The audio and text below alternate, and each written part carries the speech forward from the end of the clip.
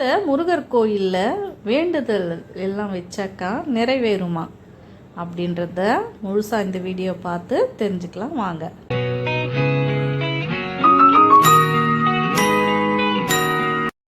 இந்த கோவிலில் பார்த்திங்கன்னாக்கா ஒரு பக்கம் சக்கரத்தாழ்வாரும் இன்னொரு பக்கம் சுதர்சனரும் இருப்பாங்க. இந்த கோவிலில் பார்த்திங்கன்னா நம்ம 11 வாரம் விளக்கு போடணும். அந்த விளக்கு தேங்காயில் தான் விளக்கு போடணும்.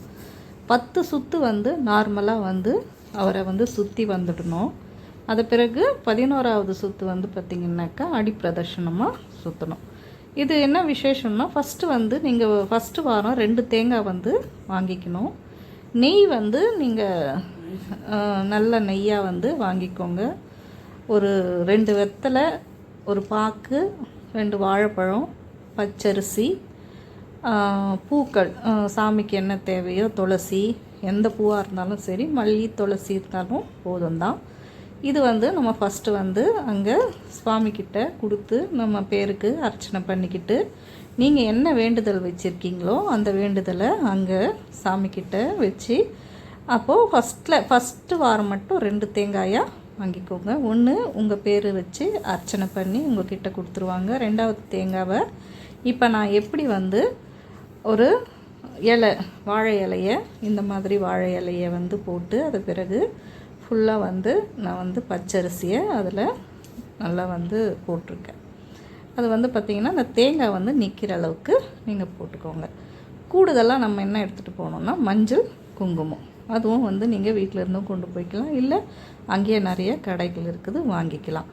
அதே மாதிரி பார்த்திங்கன்னா ஒரு 5 மஞ்சளில் பொட்டு வச்சு அது மேலே குங்குமத்தை வச்சு நம்ம தேங்காயை இந்த மாதிரி 5 பொட்டாக வைக்கணும். இப்போ நான் வைக்கிறேன் பாருங்கள். ஃபஸ்ட்டு மஞ்சளை வச்சிடணும்.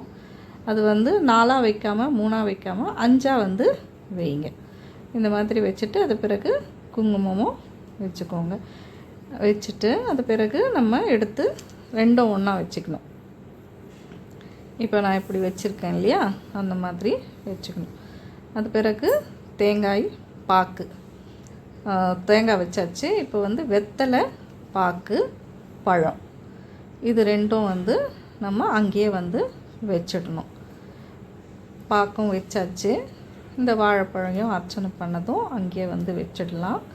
பூ சுவாமிக்கு அங்கே போட்டு கொடுக்குறாங்க. நான் கொஞ்சம் பூ வச்சுட்டு நீங்கள் தலைக்கும் சேர்த்து வச்சுக்கலாம், இல்லை நீங்கள் தனியாக பூ வச்சுருந்தாலும் அங்கே வச்சிடலாம். இப்போ நம்ம இந்த மாதிரி நம்ம வாரம் வாரம் நம்ம செய்யணும். இப்போ என்னோடது பார்த்திங்கன்னா நான் 6ஆவது வாரம் செய்கிறேன். நான் இந்த மாதிரி நெய்யை நம்ம வீட்டில் இருந்தே வாங்கிக்கலாம். நீங்கள் அங்கே வாங்கும் போது வேறு மாதிரி இருக்குது நெய். அந்த நெய் ஏற்றுறவங்க ஏற்றலாம். என்னை பொறுத்த வரைக்கும் நீங்கள் இந்த மாதிரி நல்ல நெய்யாகவே வாங்கி நீங்கள் ஊற்றி ஏற்றுங்க. ஏன்னா உங்களோட நீங்கள் என்ன வேண்டுதல் வச்சுருக்குறீங்களோ அதை நல்லபடியாகவே நிறைவேறணும் இல்லையா. அதனால் நீங்கள் நல்ல நெய்யாகவே, பசு நெய்யாக பார்த்து நீங்கள் இந்த மாதிரி வாங்கி ஊற்றி ஏற்றுங்க. ஃபுல்லாகவே 2 பக்கமும் தேங்காயில் நல்லா ஃபுல்லாக ஊற்றிக்கோங்க. ஊற்றிட்டு நம்ம நல்லா கொஞ்சம் பெரிய திரியாக போட்டுக்கோங்க. அப்போ தான் தேங்காயில் நின்று எரியும். நான் வீட்டிலேருந்தே பஞ்சால் திரி எடுத்துகிட்டு வந்துட்டேன். அது ஒத்தையாக போடாமல் ஒன்று ரெட்டையாக போடுங்க, இல்லை 5 கோர்த்து நீங்கள் மொத்தமாக பெரிய திரியாகவும் போடலாம். நான் இப்போ இந்த மாதிரி எடுத்துகிட்டு வந்திருக்கேன் இல்லையா, அதை நல்லா திருவிக்கிறேன். எப்படின்னாக்கா ஒத்தையாக போடாமல் ரெட்டையாக திரித்து நான் இந்த மாதிரி 2 பக்கத்துக்கும் நான் போடுறேன். இப்போ இது ஒன்று போட்டுட்டேன். 2வது இதையும் பாருங்கள் நல்லா திரிக்கிறேன். எப்போயுமே திரியை இந்த மாதிரி திரித்து தான் போடணும், ஒத்தையாக போடாதீங்க. இதுக்கு ஒரு கதை இருக்குது, அதை நான் இன்னொரு பதிவில் சொல்கிறேன். இப்போ பார்த்திங்கன்னா இது நல்லா அந்த நெய்யால் நல்லா அந்த பஞ்சு நனைகிற அளவுக்கு முக்கி கரெக்டாக வச்சுருங்க.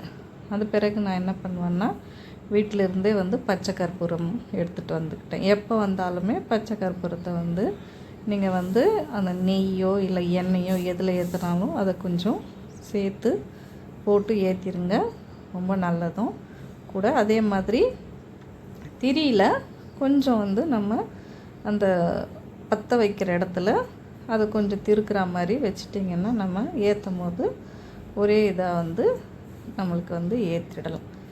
இப்போது எல்லா ப்ராசஸும் முடிஞ்சிடுச்சு. கடைசியாக உங்கள் மனசில் நீங்கள் எந்த வேண்டுதல் வச்சுருக்கீங்களோ அதை வந்து நல்லா நினச்சிக்கோங்க. நல்லபடியாக நம்ம வேண்டுதல் நிறைவேறணும் அப்படின்ட்டு நான் வந்து இப்போ வந்து விளக்கேற்றுறேன். இந்த மாதிரி நீங்களும் வந்து ஏற்றலாம்.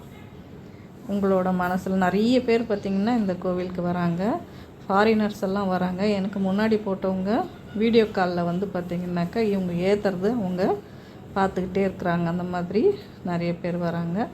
இது வந்து நான் வந்து போகிறது வந்து ஈவினிங்கில் நான் வந்து போகிறேன். என்னால் காலையில் போக முடியாததுனால நான் ஈவினிங்கில் போகிறேன். காலையிலையும் போகலாம். நீங்கள் காலையிலையும் வந்து பார்த்திங்கன்னா 10 மணிலேருந்து 1 மணி வரைக்கும் கோவில் நடை திறந்தே இருக்கும். நீங்கள் அந்த மாதிரி காலையில் போய் ஏற்றுறதா இருந்தாலும் ஏற்றலாம். இந்த மாதிரி தான் நிறைய வந்து ஏற்றிக்கிட்டே இருப்பாங்க. கோவில் வந்து 8 மணி வரைக்கும் நடை வந்து திறந்துருக்கும் ஈவினிங்கில். இப்போது இந்த மாதிரி நீங்களும் 11 வாரம் வந்து விளக்கேற்றணும் அப்படின்ட்டு உங்கள் வேண்டுதல் எல்லாம் வந்து வச்சு இங்கே வந்து விளக்கேற்றி நிறைவேறணும்னு நினச்சிங்கனாக்கா நான் கடைசியில் இந்த கோவில் எங்கே இருக்குது அப்படின்றத கடைசியாக வந்து வீடியோ வந்து ஃபுல்லாக பாருங்கள். அப்போ வந்து நீங்கள் தெரிஞ்சுக்கலாம்.